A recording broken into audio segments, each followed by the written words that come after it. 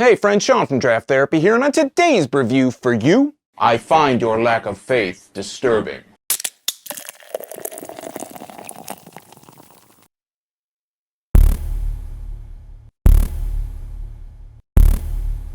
Deth's Tar is a 14.8% barrel-aged Imperial Stout from Revolution Brewing in Chicago, Illinois. Now I've been talking about bringing some more beer from outside of Michigan to the channel, and today is a good one to kick that off. Ever since Revolution started distributing to Michigan, I've been keeping my eye on Deth's Tar. It's a highly acclaimed seasonal release from the Chicago brewery. It's part of Revolution's Deepwood series, which is kind of similar to Founder's Barrel Age series. And the Deepwood series includes a barrel-aged barley wine called Straight Jacket, a rye ale called VSOR, and a couple variants of this Deth's Tar, Cafe Deth and Deth by Plums. Now this is my first time trying Deth's Tar, so you're going to get my authentic reaction and my authentic review as always. So let's take a look at the label. We'll get this into a glass. Fun fact, Revolution Brewing is Illinois' largest independently owned brewery, and Chicago is home to 167 breweries as of late 2018. So let's take a look at the can, at the label. This has been canned, at least as far as I know, for the last couple of years. I don't know if they've ever released it in a non-can version, but we'll look at the front here first. On a banner across the front, it says Revolution Brewing Deth's Tar Stout aged in bourbon barrels. Limited edition Deepwood series brewed in Chicago. And it has this skeleton with a bunch of stripes behind him holding a flag, a red flag with a white star. And then if you turn it around, it says, witness the firepower of this fully operational barrel-aged Imperial Oatmeal Stout. That's a mouthful. Brewed with English specialty malts and the addition of flaked and malted oats to create a rich, chocolatey profile and a silky mouthfeel that cloaks its considerable strength. The American oak barrels continue to build layers of complexity reminiscent of vanilla, toasted coconut, and caramel candy after aging this dark menace a full 12 months. And then on the very next panel over, it says RevBrew.com, Revolution Brewing, Deth's Tar Stout aged in bourbon barrels, 12 fluid ounces, 355 milliliters, 14.8% alcohol by volume. Now this can, I like what Revolution does on their cans. I've seen a few of their things, around. Like I said, they've been distributing in Michigan for a little bit.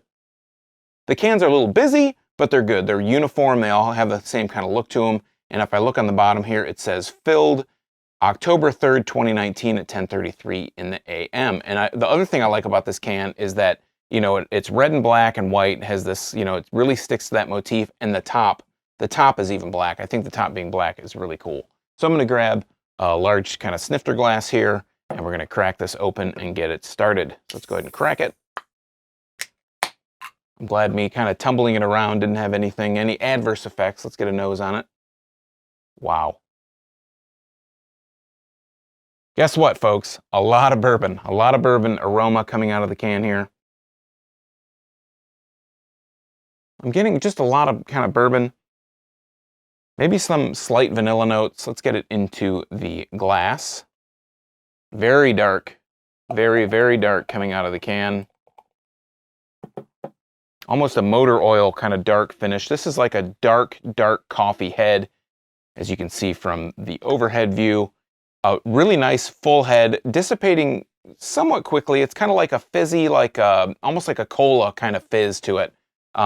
If I didn't know any better, I could, when you pour a glass of Coke or something, you can see kind of the bubbles jumping off, or the whatever that is that jumps off the top of the head. The head settled down a little bit, but it's really nice and compact, really tight bubbles. And if I hold this up to the light, super dark, very, very dark. Again, I talk about the bulb on the bottom of these glasses. I can barely see any color, but what I do see is like kind of a reddish, purplish, brown, kind of maybe a maroon color. And let's put a better nose on it in the glass.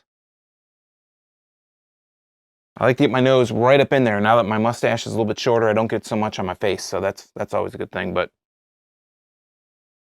big time bourbon, big vanilla kind of characteristics in there as well. Yeah, almost has like a licorice kind of aroma, and I want to also see what the temperature of this is, because I had it in my garage and I let it sit out there. The head's dissipated quite a bit by now. Stouts you usually want to do between 50 and 55, just so you make sure that you get, you're still getting a lot of that big flavor in there, and this is dropping really quickly. It's right around 55 degrees. I'm going to stop it and show you guys that Yeah, hey, I held it the first time. 54.9, just under 55 degrees. This is about the temperature I'd recommend tasting that, just so you get, again, all those flavors kind of open up. So yeah, set that over the side and let's get a drink. I'm ready to dive right in. So cheers. First time.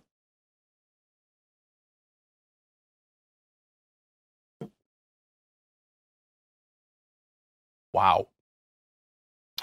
Really sweet up front, a lot of vanilla, almost like a maple kind of, almost like a maple kind of taste. And then that kind of gives way. Not a lot of heat, not a lot of burn. There's just so much going on. Not a lot of burn on the back end. There is a little bit of a boozy characteristic to it, and that kind of comes through in the mouthfeel, in the flavor as well. You can taste the bourbon on the tail end. On the front, though, it's really sweet, a lot of vanilla, a lot of those kind of, like I said, almost kind of almost a maple kind of taste, but it's not quite there. And then the end, again, is that bourbon kind of flavor kind of starts to poke through, and that chocolate, that chocolate really pokes through too. And I do get a little bit more of a booziness on the tail end. The booziness really lingers. It doesn't hit you really up front, but it comes through on the tail and it lingers in your mouth. So I'm going to take another drink because I've said a lot of words and I've only taken one nice big gulp. So another gulp here.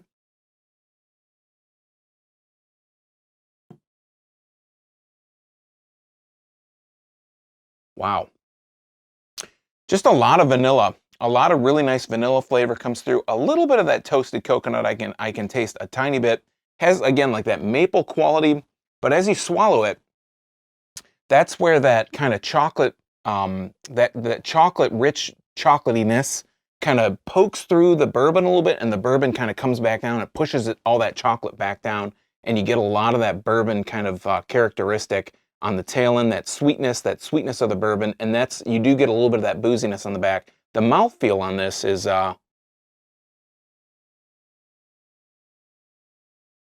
really smooth and really light. Like, you know, I was 14.8%. I'm thinking that this is going to be maybe a little bit thicker, maybe almost borderline syrupy, but this isn't that at all. It's really nice and it's almost borderline thin. It's just so smooth to drink, so crisp, so easy to just continue to drink this.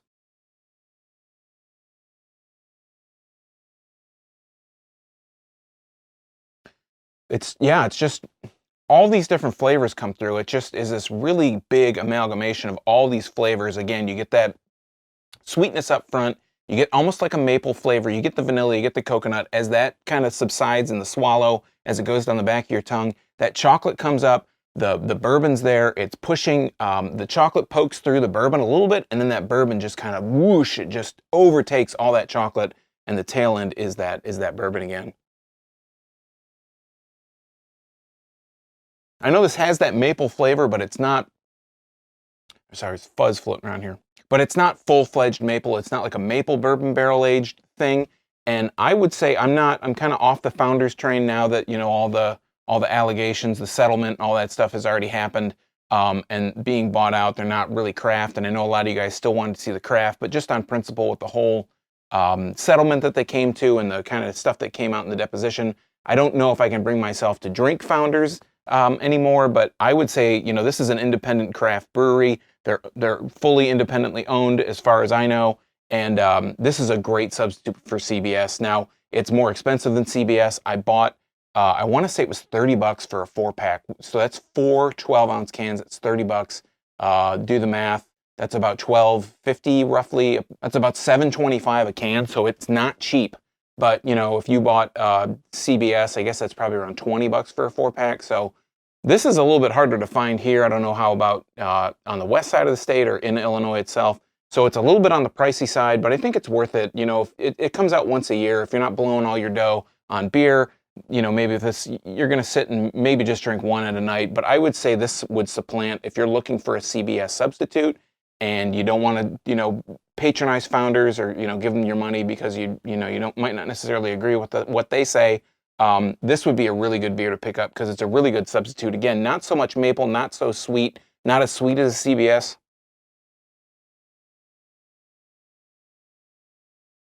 But it's still sweet. It's got a lot of sweetness in it, a lot of bourbon characteristic. If you're a big bourbon fan, this would be one that you'd want to try because you get that stout, you get those sweet kind of oatmeal stout vibes, but you also get, you know, a lot of that sweetness from the bourbon. So they just mix really well together. Like I said, the thing that I really enjoy about this beer is that bourbon just, the chocolate pokes through the bourbon a little bit on the tail, and then the bourbon says, not anymore, and it just kind of gangs up on it and overpowers it, so you don't get a lot of chocolate on the tail. But I like the dynamic, and I like how that changes. A lot of these bourbon barrel-aged stouts, they're kind of one note. You get a lot of bourbon, you might get a little bit of chocolate, you might get a little coffee, and that's where it ends. But this, it just has all these different flavors in play and a lot of bourbon flavor. If you're a bourbon fan, this is one that you should definitely check out. All right, friends, that has been Deth's Tar from Revolution Brewing in Chicago, the highly anticipated barrel-aged oatmeal stout, at least by me. So have you had any of the Deth Tars or any of the variants? Which one's your favorite? Are there any other Revolution Brewing beers I should keep my eyes open for? Let me know in the comments down below while you're down there. If you like beer, you might want to subscribe and click that bell, because I'm here talking about beer, mostly Michigan beer, but as you can see, other states too. Twice a week on Tuesdays and Thursdays. It's all for free for viewers just like you.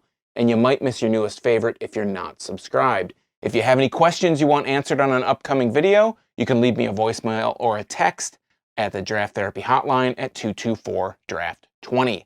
So until next time, I'm Sean from Draft Therapy. Thanks for stopping by, and remember, drink craft beer, support your local breweries wherever they are, and most importantly, don't forget to treat yourself to a little draft therapy. Thanks for watching. Cheers.